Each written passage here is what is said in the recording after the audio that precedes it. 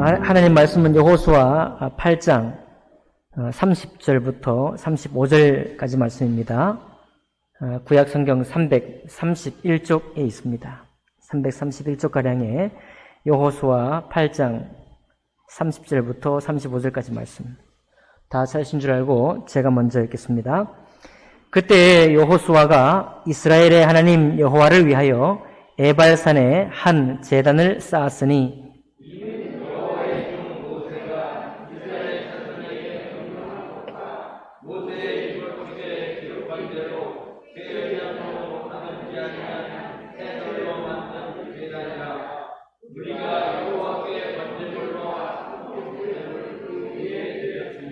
여호수아가 거기서 모세가 기록한 율법을 이스라엘 자손의 목전에서 그 돌에 기록하매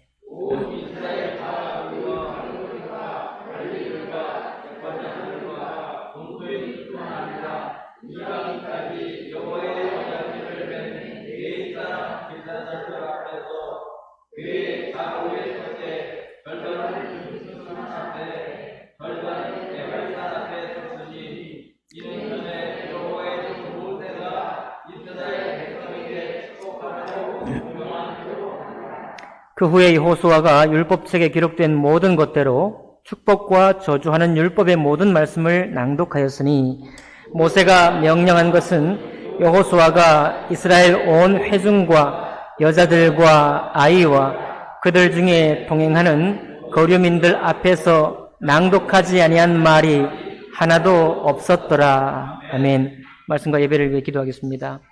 살아계신 하나님 아버지, 언제나 저희들을 주목하시고 또 저희들을 위하시고 또 저희들을 향해서 살아계신 하나님의 소망의 말씀을 주시니 감사드립니다. 아버지 하나님, 이 생명의 말씀, 영생의 말씀, 소망의 말씀이 저희들 심령 속에 새겨져서 세상에서 겪는 여러 가지 일들과 또 어려움들 가운데, 때로는 기쁜 일들 가운데 도리어 더욱 우리의 마음은 하나님을 향한 소망이 넘칠 수 있도록 인도해 주옵소서. 몸의 연약함을 가지고 있는 우리 부친 모친들께도 하나님 호흡을 주시는 그날 동안 하나님을 즐거워할 수 있는 그런 마음으로 주관하여 주시기를 원합니다. 가정에서 예배하고 있는 하나님 많은 성도님들을 주님 지켜주시고 일일이 찾아가 주시고 이 말씀으로 마음과 마음이 결합될 수 있도록 도와 주옵소서. 예배 시종을 주님께 의탁하며 귀하신 우리 주 예수 그리스도 이름으로 기도하옵나이다. 아멘. 자리에 앉으시겠습니다. 오늘 여호수아 8장에 있는 말씀을 본문으로 해서 그리심산과 에발산의 교훈이라는 제목으로 하나님의 말씀 나누겠습니다. 여러분, 하나님은 우리 성공과 실패에만 매여 있는 분이 아닙니다. 도리어 하나님은 성공과 실패를 사용하셔서 일하시는 분이십니다. 왜냐하면 하나님은 우리 자신에게 더 관심이 많기 때문에 그렇습니다. 그런가 하면 하나님은 교만과 겸손에 매여 있는 분이 또 아니십니다. 역시나 하나님은 우리의 교만과 겸손을 다 사용하셔서 그것을 가지고 우리를 위해 일하시는 분입니다. 마찬가지로 우리 하나님은 우리 자신에게서 우리가 성공하거나 실패하거나 교만하거나 겸손하거나 간에 우리 자신에게서 풍겨날 어떤 풍미, 우리 자신의 어떤 인격, 성령의 어떤 열매, 그런 것이 얼마나 복되게 만들어지고 있는가를 관심을 두고 있기 때문에 그렇습니다. 사실 이것은 하나님께만 그런 것은 아니고 우리 사람들에게도 가만히 살펴보면 마찬가지예요. 여러분, 우리도 물론 나의 성공에 관심이 있습니다. 다른 사람의 성공과 실패에 관심이 있어요. 그렇지만 실상 우리가 정말 나중에 관심을 두는 게 뭐냐면 그 사람이 어떤 사람이냐에 관심이 더 많아요. 맞습니까? 초면에는 어떤 그분의 성공과 실패에 대해서 관심을 가지고 또 놀라워하기도 하고 부러워하기도 하고 배우고 싶기도 하고 하겠지만 조금만 관계가 지속되어도 그 사람이 어떠한 사람인지가 훨씬 더 관심이 가고요. 성공했지만 그 사람에 대한 실망이 생기게 되게 되면 우리는 더 정을 두지 않습니다. 우리가 하나님도 아닌데 말이죠. 신기하지 않습니까? 우리가 하나님도 아닌데, 그렇구나. 우리 사람을 하나님의 형상으로 지으신 이유는 어찌됐든지 우리가 하나님의 성품과 닮은 어떤 것이 있기 때문에 그렇거든요. 세월이 지나갈수록 이런 사실은 더욱더 분명하게 알게 됩니다. 무엇으로 이것을 비유해 볼까요? 여러분, 신선한 식품과 오래된 식품 중에 선택하라고 하면 여러분 어떤 식품을 선택하시겠습니까? 신선한 식품 선택하시죠? 유통기한이 정해져 있고 제조 연원이 지켜져 있고 언제가 유통할 수 있는 기한인지 우리가 살펴보는 것입니다. 그래서 모든 것이 다 신선식품에 관심이 있기 때문에 배달할 때도 어때요? 하루 만에 배송한다. 이런 게 얼마나 관심이 있습니까? 그렇게 되어야 신선한 음식을 먹을 수 있어요. 그런데 신선식품에 없는 게 있어요. 다 좋은데 신선식품에는 없는 게 있습니다. 그게 바로 뭐냐면 그 음식의 풍미라는 것입니다. 풍미. 사전에 보니까 풍미가 뭐냐니까 음식의 고상한 맛이라고 되어 있어요. 풍미라는 것은 신선한 재료에서 나오는 게 아니라 오래된 재료, 곧 숙성된 재료에서 나온다라고 말하고 있습니다.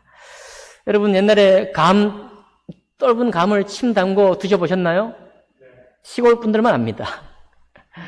떫은 감을 소금물에 침 담궜다가 한참을 담궜다가 먹으면 떫은 것은 사라지고 어떻게 돼요?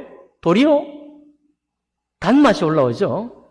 우리의 어릴 적 굉장히 아주 멋있는 간식이었습니다.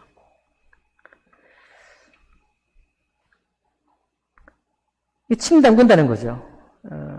침 담그는 것도 그냥 바로 딴 감이 아닙니다. 그 감의 떫은 맛을 다 삭혀내고 그리고 원래 감 안에 있는 감 자체에 있는 단맛을 끌어올리는 거예요. 그렇게 해서 감이 맛있어지는 것입니다. 여러분 고추지 담글 때는 장아찌 담글 때도 마찬가지죠. 왜 그거 담궈 놓습니까? 담궈 넣어야 돼요. 충분히 담기고 삭혀야만 거기에서부터 원래 고추지, 참깻잎, 그 풍미가 올라오는 것이죠. 제가 권장하진 않지만 포도주도 마찬가지죠. 포도주 1년간 숙성시킨다고 하잖아요.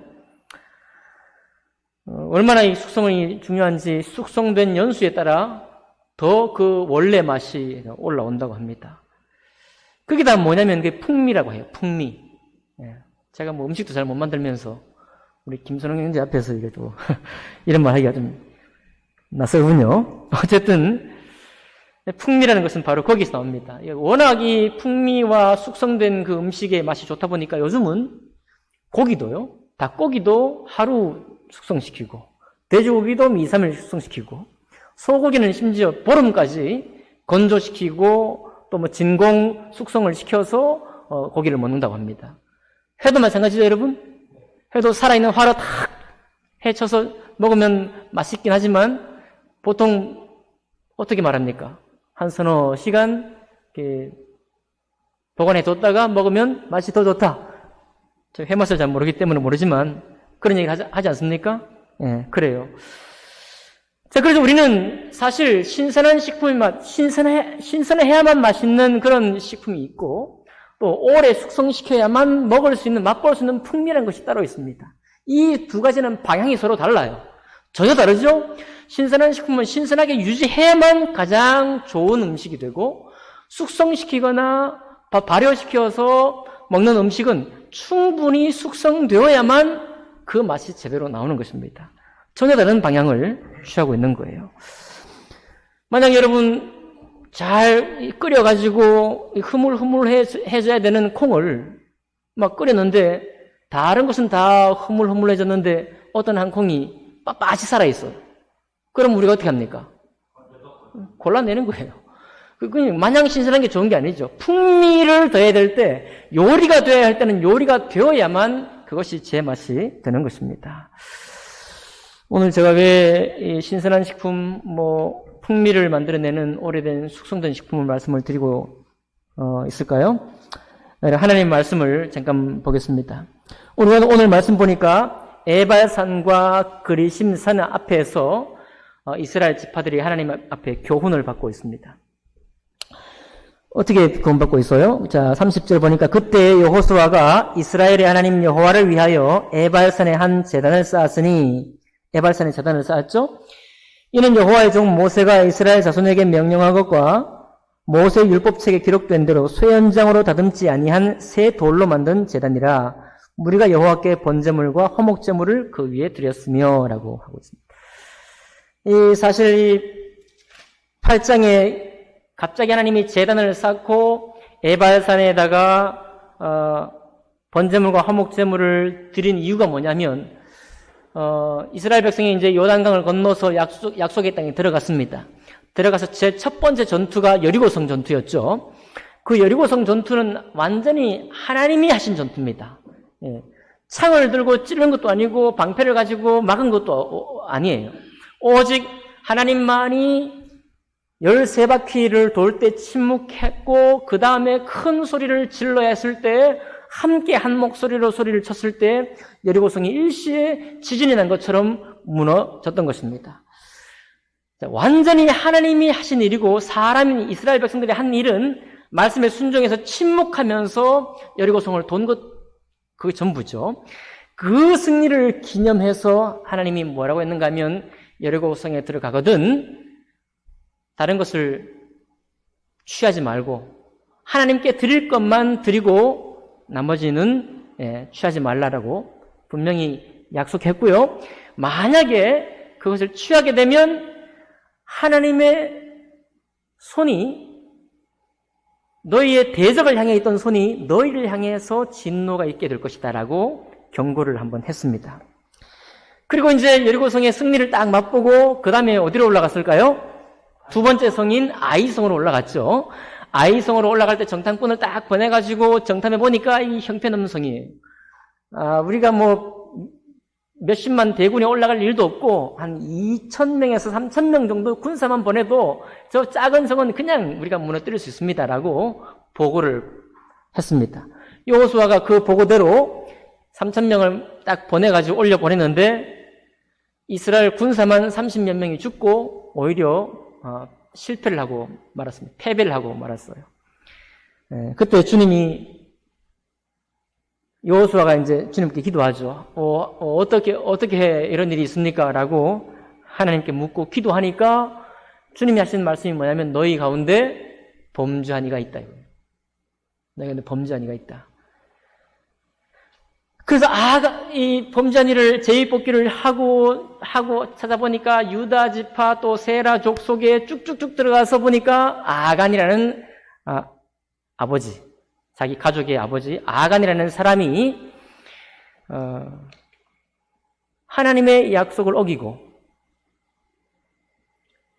금과 은과 아주 멋있는 옷을 딱 보고 그것을 취했어요.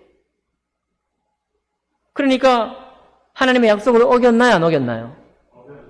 이스라엘 백성 전체가 어긴 건 아니지만 그 한 사람 아간이 하나님의 언약을 어겼던 것입니다.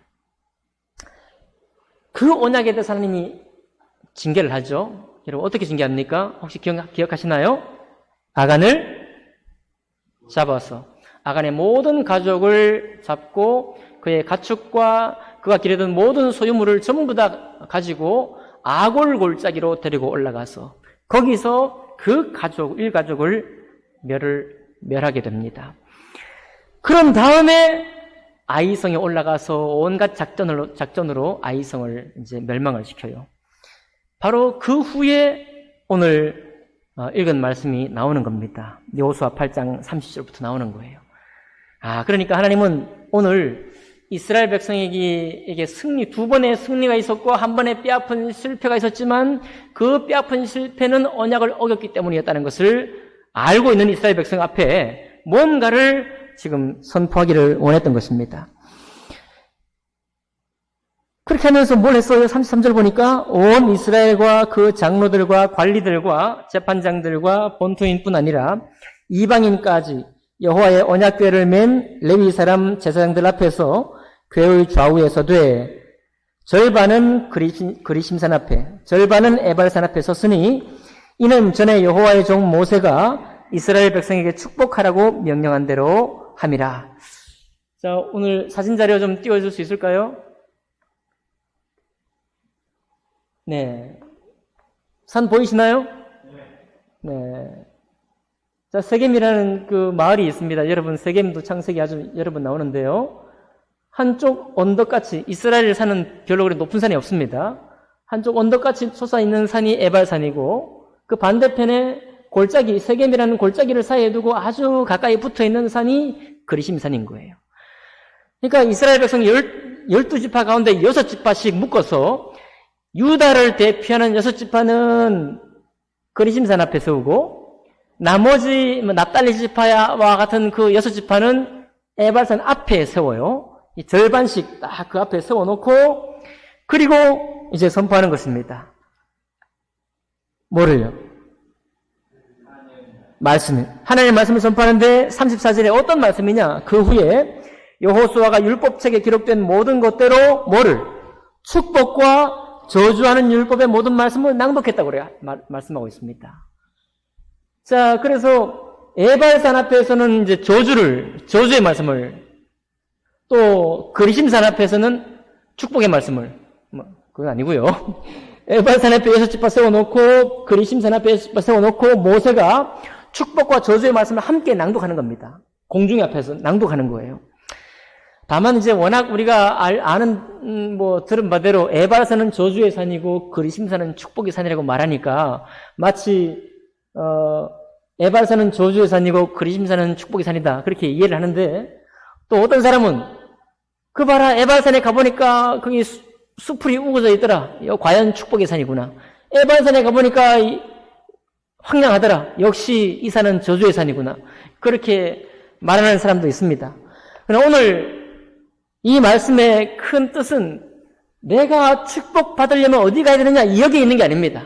내가 그리심산에 서야 될 텐데, 내가 에발산에 서면 안 될 텐데 라는 그런 말이 있지 않아요.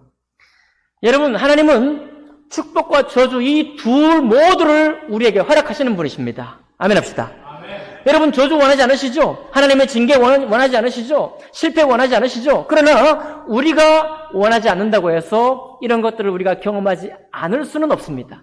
우리는 반드시 경험하게 되어 있어요. 이 두 가지를 함께 경험하게 되어 있는 것입니다.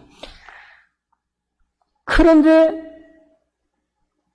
33절 하반절에 보면 그렇게 말씀을 전하시는데, 절반은 그리심산 앞에 절반은 에발산 앞에 섰으니 이는 전에 여호와의 종 모세가 이스라엘 백성에게 축복하라고 명령한 대로 함이라 그랬어요. 이제 이 뜻을 알 수 있겠죠? 축복의 산과 저주의 산 앞에 세워놓고, 여러분, 이스라엘 백성 여러분은 축복의 산에만 올라가십시오. 저주의 산에, 아간처럼 저주의 산에 떨어진다면 얼마나 슬픕니까? 라고 말하기 위해서 세운 것이 아니라, 여러분, 우리의 삶 앞에는 축복과 저주가 함께 있을 것입니다. 그런데 그 축복과 저주, 칭찬과 재앙 같은 그 일이 함께 있을 것인데, 그 모든 일이 하나님의 축복입니다 라고 말하는 거예요. 이제 아멘이 안 나오기 시작해요. 아멘 안 나와. 축복은 아멘이지만 왜 내가 저주에 아멘이 됩니까? 예. 그러나 주님은 바로 그런 뜻을 두고 에발산과 그리심산을 세워 두신 것입니다. 예, 사실 여호수아가 지금 여호수아 8장 30절에서 35절에 이 말씀은 이미 모세가 살아있을 당시에도 이렇게 하라고 부탁을 받은 말씀이에요. 신명기 27장에 보면 이렇게 말씀하고 있습니다. 모세가 당일에 백성에게 명하여 가로되 너희가 요단을 건넌 후에, 자, 아직 요단을 건너기 전이에요. 모세가 살아있을 때입니다. 그때 한 말씀인데, 너희가 요단을 건넌 후에 시므온과 레위와 유다와 이사갈과 요셉과 베냐민은 백성을 축복하기 위하여 그리심산에 서고, 루벤과 갓과 아셀과 스불론과 단과 납달리는 저주하기 위하여 에발산에 서고, 레위 사람은 큰 소리로 이스라엘 모든 사람에게 말하여 이르기를 이렇게 하면 곤란할 것이다.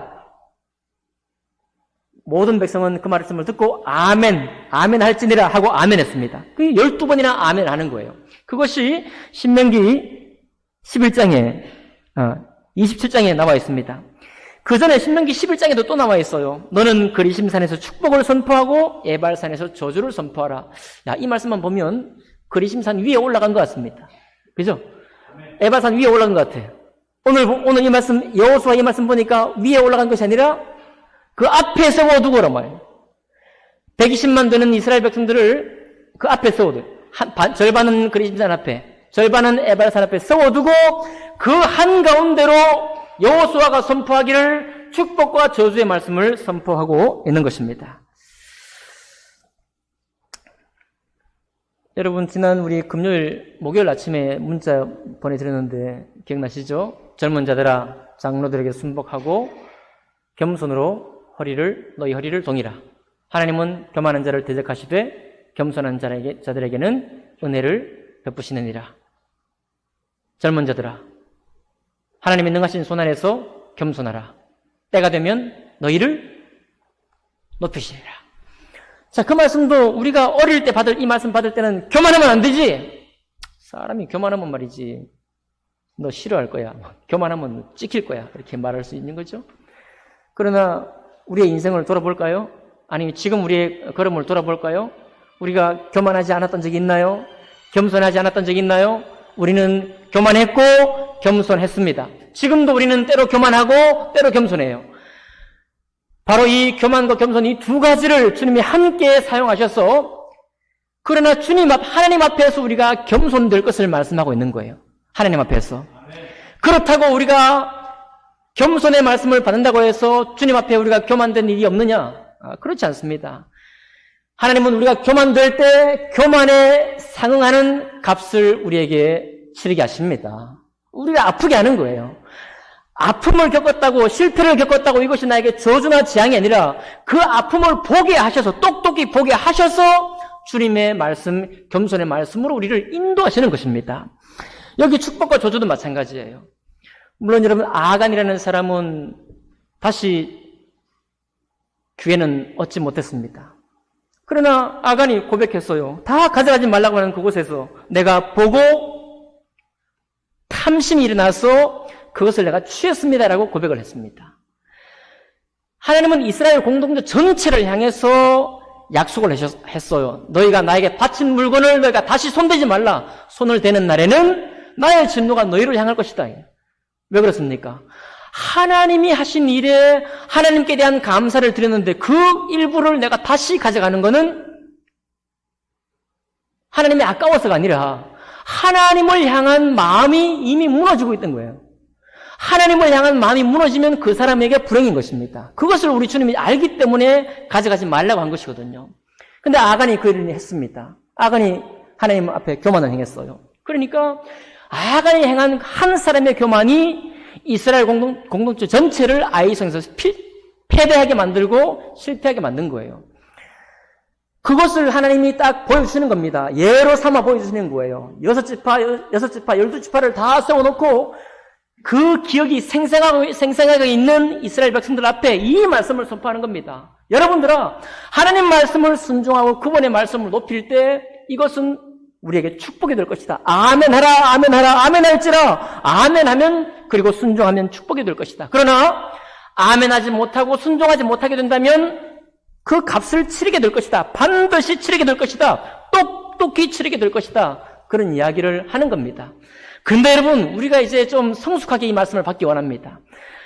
주님, 우리 그렇게 생각하지 않습니까? 교만한 사람, 혹은 교만하게 행동하는 어떤 행동을 보고 그 사람의 인격에 대해서 막 이렇게 모나게 생각을 하고 가까이 하기 싫어를 하고 그렇게 할 때가 많이 있습니다. 그러나 여러분, 교만할 때가 있는 거예요. 하나님은 그 교만을 사용하셔서 그 사람을 인도하십니다. 아멘 합시다. 나의 아픔을, 나의 괴로움을 하나님은 또 나를 괴롭게 하셔서 아프게 하셔서 나를 숙성시키는 거예요. 나라는 사람의 인격, 나라는 사람이 하나님을 향한 믿음 생활하는 그 믿음의 풍미를 더할 때까지 하나님이 우리를 역사하는 것입니다. 최근에 카피라이터 어떤 사람이 이런 글을 썼더라고요. 제목이 뭐냐면 잃어버린 유머를 찾아서라는 제목이. 크게 웃어본 지가 언제인지 기억이 나지 않는다. 6년 전부터 내 인생은 좀 많이 진지해졌다. 우리는 개그도 코미디도 좋아하지는 않았지만 남편이 가끔 던지는 해학에 익숙해 있었고 말 속에 있는 뼈로 슬며시 웃음 짓게 만드는 것을 서로 즐겼다. 거울을 보았다. 코로나 집콕에 폭삭 늙었다는 생각을 하면서 웃음기 사라진 푸석하고 까칠해진 안면 근육을 확인한다. 난 원래 좀 말로 잘 웃기던 애였는데 말이다. 웃기가 미안해서 더 이상 말로 웃음치기를 하지 못한다. 반성해야 하는 죄인도 아닌데 웃기가 어려워졌다. 언제쯤이면 나의 잃어버린 유머를 되찾을 수 있을까? 세월은 가는데 나는 아직 멈추어 있다. 앞으로 나아가야 하는데 발길이 떨어지질 않는다. 이렇게 글을 썼어요. 아마 수많은 사람들이 이런 심정이 아닐까 그렇게 생각이 듭니다. 나만 빼고 잘 들어가고 있고요. 나만 시간이 멈춘 것 같고, 나만 운이 없는 것 같고, 나만 외로운 것 같고, 나만 힘든 것 같고, 나만 바보같이 사는 것처럼 생각이 들 때가 있는 것입니다. 옛날 가수 여러분 김도향의 난 참 바보처럼 살았군요 노래 아십니까? 어느 날 난 낙엽지는 소리에 갑자기 텅 빈 내 마음을 보았죠. 이거는 상당히 점잖은 별 일이 없는 가운데 아마 이 사람은 성공했을 거예요. 실패해서 그냥 실패해서 너무 괴로워서 이런 곡을 지은 것이 아니라 성공하고 무탈하고 평안할 때 아마 이런 곡을 쓰지 않았을까? 문제가 있는 게 아닙니다. 어떤 나에게 재앙 같은 일이 생긴 게 아니에요. 그런데 어느 날 난 낙엽지는 소리에 갑자기 텅 빈 내 마음을 보았다는 거예요. 텅 빈 마음을 본 것입니다. 그렇게 열심히 살았고 그렇게 열심히 가족을 건사했고 그렇게 성실하게 세상에 피해를 끼치지 않으면서 살아왔건만 갑자기 텅 빈 마음을 주체할 수가 없었던 것입니다. 그리고 돌아보니까 그냥 덧없이 흘려버린 그런 세월을 느꼈다는 거예요. 이 사람이 정말 덧없이 세월을 흘렸습니까? 그렇게 열심히 살았는데, 그렇게 가족을 건사했는데, 그렇게 남들에게 피해 끼치지 않으려고 애를 쓰며 살았는데 정말로 그렇게 덧없이 흘려버렸나요? 맞습니다. 여러분, 우리가 사회성에 잘 살고 안정적으로 모든 것을 갖추고 살아도 그냥 덧없이 흘려버렸다는 고백을 하게 되는 거예요. 아마 이분에게 하나님 말씀이 있었고 그 말씀을 따라 순종하려고 했던 그런 시절이 있었다고 한다면 조금은 다를 수 있었을지 모릅니다. 나는 돌봐야 할 때, 다른 일을 사랑해야 할 때 나는 내 가족을 건사했구나. 그렇게 말이죠. 나는 다른 사람을 하나님 말씀으로 도와야 했을 때 나를 위해서만 살았구나. 그리고 그 세월을 너무나 오랫동안 살아버렸구나. 그리고 뒤를 돌아보니까 내 인생이 정말 덧없이 흘러가 버렸구나. 그렇게 고백하는 것일 수도 있겠습니다. 여러분, 하나님은 오늘도 우리에게 이렇게 말씀합니다. 에발산 앞에 그리고 그리심산 앞에 여러분과 저를 세워두고 이 말씀을 하는 거예요.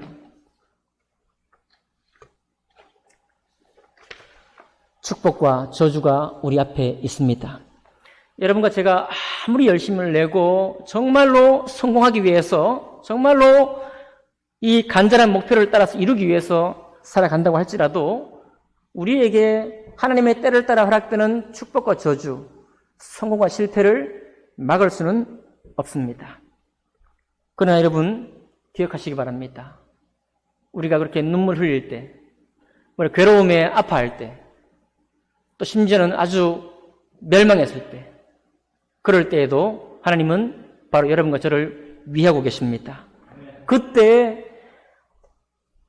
나 스스로 준비되지 않았던, 그러나 하나님이 알고 있는 내 속에 있는 인간됨이, 내 속에 있는 하나님의 사람됨이, 하나님의 형상으로 지어진 바 됨이, 하나님의 그 말씀이 내 속에 역사하고 일하셔서 그 깨뜨려지고 쪼개진 그 마음 속에서 하나님의 사랑이 이제 생겨날 수 있도록, 다른 사람을 향해서 여유로운 마음으로 사람들을 바라볼 수 있는 그런 준비를 시킬 수 있도록 주님이 일하고 있는 것입니다. 우리를 발효시켜내는 거예요. 우리의 그대로의 모습은 다 사가지게 만들고 그리고 그 속에서 주님이 원래 뜻하셨던 그 계획대로 우리가 빚어지게 만드는 것입니다.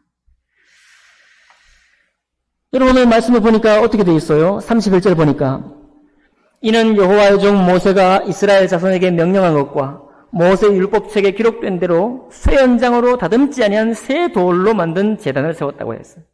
그리고 그 돌에 32절 보니까 하나님 말씀을 축복과 저주의 말씀을 기록했다 말씀하고 있습니다. 왜 여러분 하나님이 다듬지 않은 돌에 이 말씀을 기록했을까요? 왜 원석 같은 그 두들두들한 그 돌에 이 말씀을 기록했겠습니까? 돌을 위해서 그렇게 기록했을까요? 돌을 위해서 하나님이 그런 말씀을 했을까요? 그렇지 않습니다. 바로 여러분과 제가 바로 원석 같은 사람입니다. 다듬어지지 않은 거예요. 변명하지 않은 상태, 그저 액면 그대로의 상태, 하나님 앞에서 정직한 바로 우리 자신의 신령 속에서 하나님의 이 말씀이 정말 새겨지고 경험이 되고 때로는 아파하고 기뻐하는 과정 속에서 주님의 이 말씀에 응답하는 사람이 되기를 원하고 있는 것입니다. 여러분 무엇 때문에 다듬어집니까? 내가 내 삶을 위해서 하나님 말씀을 다듬으면 되겠습니까? 그렇지 않아요. 하나님이 우리를 다듬어 가시는 분이십니다. 하나님이 우리를 모든 일 속에서 축복의 일들 속에서 저주의 일 속에서 우리를 만들어 가시는 거예요. 바로 그런 하나님의 일에 우리 자신을 내어 드려야 합니다. 아간처럼 보고 탐심이 나서 그것을 내가 취하였나이다. 그 취하는 인생을 오랫동안 살다가 보면 하나님의 일하심을 내가 거절하게 되는 겁니다. 하나님이 나를 위해서 얼마나 지금 온 마음을 다해서 내 영혼에 관심을 가지고 있는 주님의 그 마음을 가지고 계신데 내가 얼마나 그것을 오랫동안 멀리해 왔습니까? 우리는 그렇게 하기를 원치 않습니다. 그렇게 해서는 김도향의 이 노래를 정말 슬픈 마음으로 흥얼거릴 수밖에 없을 것입니다. 아니 우리가 주님 앞에 잘 살아도 이 노래가 우리 귓가에 잘 들려올 거예요. 세월을 많이 사신 분일수록 더 그 노래가 정감이 나고 또 마음에 울림이 될 것입니다. 그러나 여러분 하나님의 이 말씀이 우리 앞에 서 있다는 사실을 기억하시기 바랍니다. 특별히 오늘 사진 보셨죠? 그리심산과 에발산은 멀리 떨어져 있지 않습니다. 걸어서 가는 거리예요. 조그만 세겜이라는 마을이 이스라엘은 참 마을들이 작아요. 세겜이라는 작은 마을이 골짜기에 있고 바로 옆산이 그리심산이고 옆산이 에발산입니다. 그만큼 여러분과 제가 교만을 택할 때, 겸손을 택할 때는 너무나 가까이 있는 것이고 축복과 저주를 택하는 것도 너무나 가까이 있는 거예요. 우리는 자주자주 말씀에 실패하고 우리는 자주자주 주님을 안중에 두지 않고 우리는 자주자주 아간처럼 내 탐심과 내 눈에 보기에 좋은 것을 취하기 위해서 그렇게 악착같이 힘을 쓰는 사람들입니다. 그러나 그렇게 빠져 있었다고 해도 여러분 염려하지 마십시오. 주님은 때로 우리의 잘못된 선택에 슬픔을 안겨주시고 우리의 잘못된 선택에 우리의 고통을 때로는 안겨주시고 아간처럼 멸망의 어떤 것까지 안겨주셔서라도 우리를 새롭게 인도하기를 원하시는 분입니다. 만약 여러분과 제가 이 말씀을 마음으로 받아들인다면 우리는 타인의 실패에 대해서도 조금 관대해질 수 있습니다. 아니 그 실패 잘못된 것을 지적하지 말라 말하지 말라 그런 말이 아니라 그것을 지적한다고 할지라도 정당한 방법으로 온유한 마음으로 말할 수 있을 거예요. 왜 그렇습니까? 그의 실패를 사용하시는 분은 하나님이시기 때문이에요. 내가 그 실패를 사용하는 것이 아니라 하나님이 그것을 사용하십니다. 하나님이 그 저주를 사용하시는 겁니다. 하나님이 그 축복을 사용하는 거예요.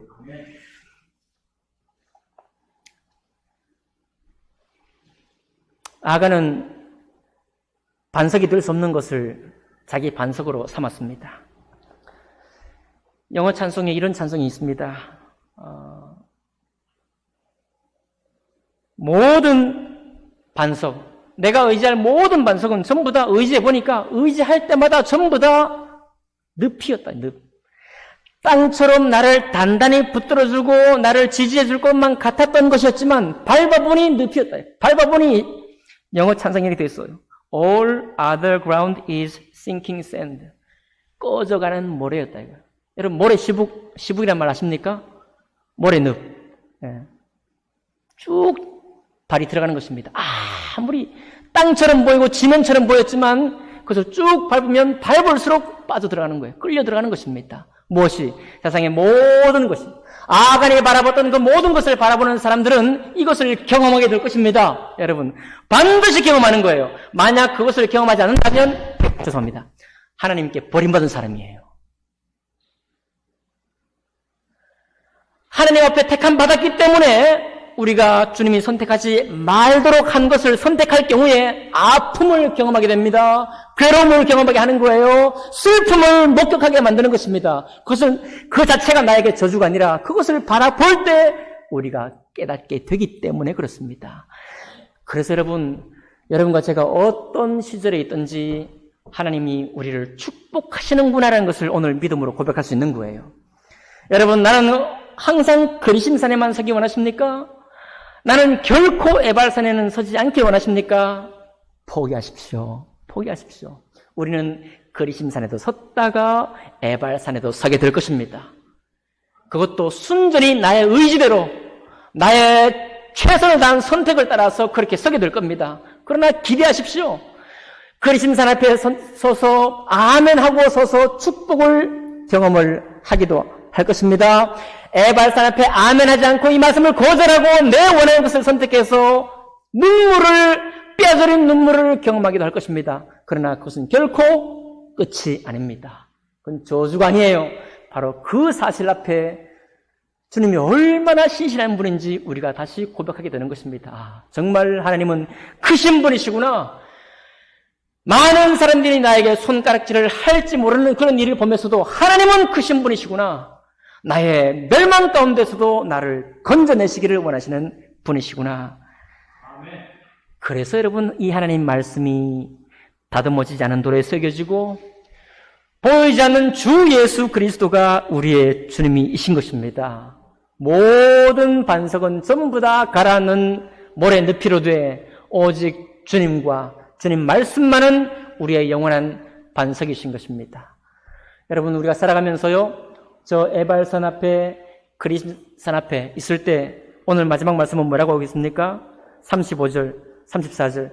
그 후에 여호수아가 율법책에 기록된 모든 것대로 축복과 저주하는 율법의 모든 말씀을 낭독하였으니 모세가 명령한 것은 여호수아가 이스라엘 온 회중과 여자들과 아이와 그들 중에 동행하는 거류민들 앞에서 낭독하지 아니한 말이 하나도 없었더라.